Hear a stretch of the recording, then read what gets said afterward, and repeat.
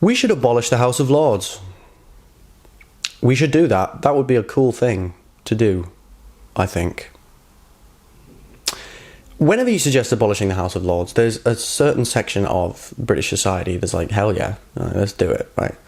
And there's two really, right? There's kind of very progressive leftists, people who would often call themselves socialists, who will be like, yeah, it's an unelected chamber in the United Kingdom, like we're supposed to be a democracy in the 21st century.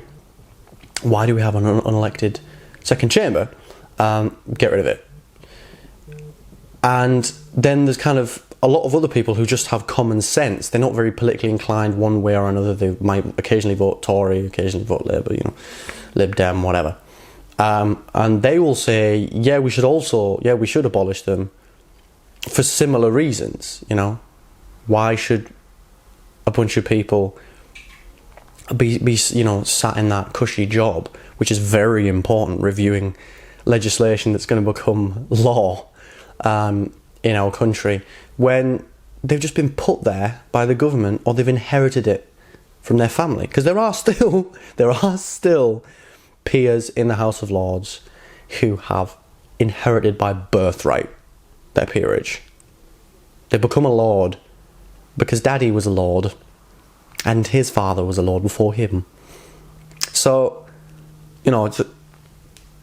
it's clearly a ridiculously archaic institution, right? And then there were very positive steps made in modernising it by the new Labour governments. They reduced the number of hereditary peers in the House of Lords during their time in office. But the problems were still very much the same, and that government, those Labour governments, used it in a similar way to a lot of Conservative governments had. When someone lost their seat who was quite influential in the party or was quite liked, or when someone resigned or something, they just get a nice cushy job in the House of Lords, right? That's what happened for Andrew Adonis, right? But now it's becoming even more mental, because we have cases of people actually donating huge sums to the Conservative Party and then receiving a peerage, getting a place in the House of Lords. Now, I don't know about you, but I don't think people should be able to buy positions in the legislature. I don't think that's a good idea, particularly. And it's not, this is not just a Conservative problem, right? Labour have, made errors in that as well. And there are lords and ladies from other parties, I don't know, is ladies the right term? Was it like baroness? I don't know. But the point is, there are peers in the House of Lords from several different parties, not just Labour and Conservative. But this government has been, as we've established over the last sort of few weeks, really, really above and beyond when it comes to corruption, sleaze, nepotism, stuff like that. Just giving cushy jobs to your mates. And at the moment, the guidelines are very, very slippery, right? You can circumvent them pretty easily, and they themselves are very tough. So the House of Lords is an unelected chamber, right? And with some hereditary peers who get to make decisions based on whatever they want, right, that will affect legislation that will become laws that will affect the lives of 70 million people.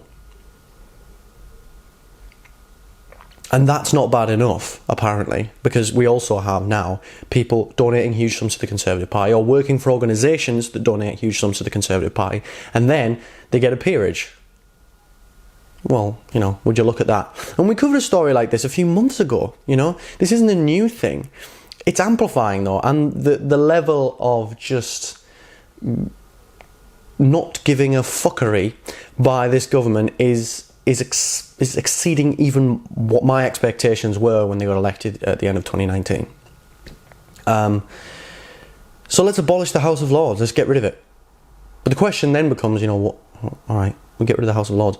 Are we going to be, is it going to be a unicameral system? Are we going to have one chamber, one legislative body, the House of Commons?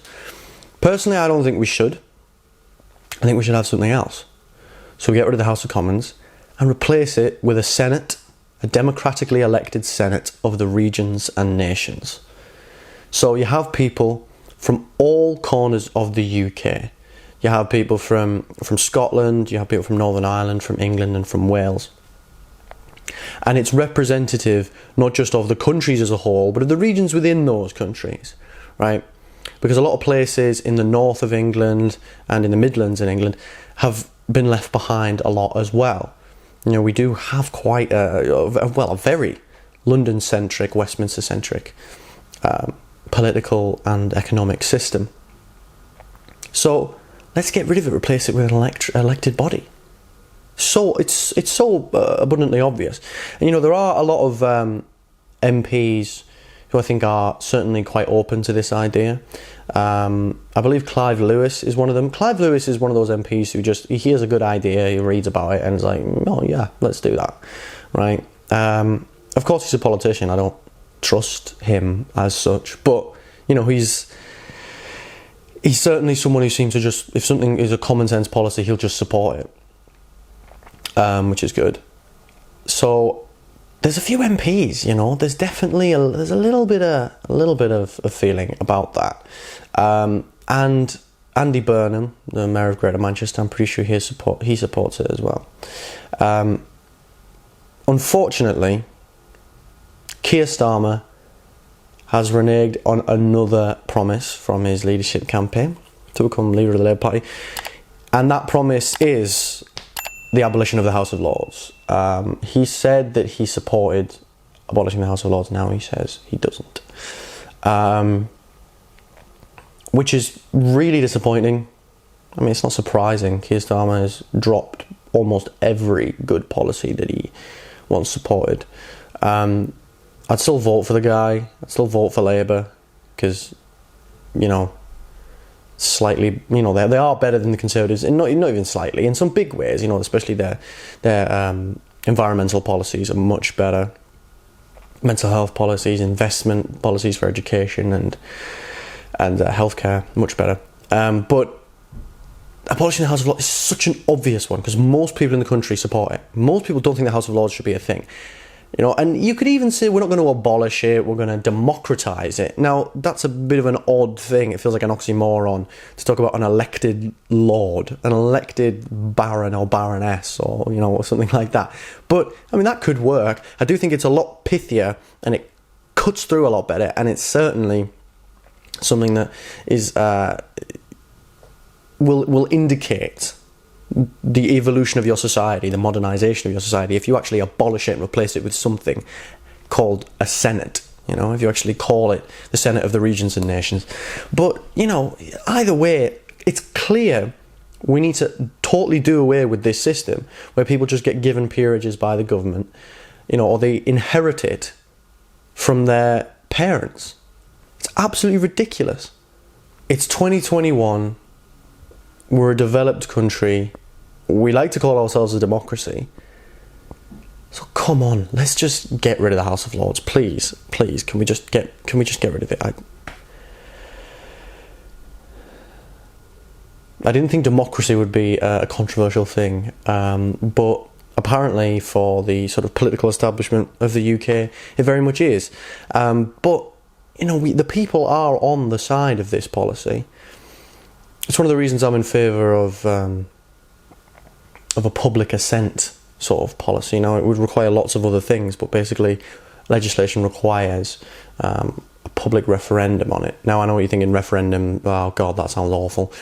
But there's lots of other policies that would be attached to it. We'll do a different video at some point in the future about that.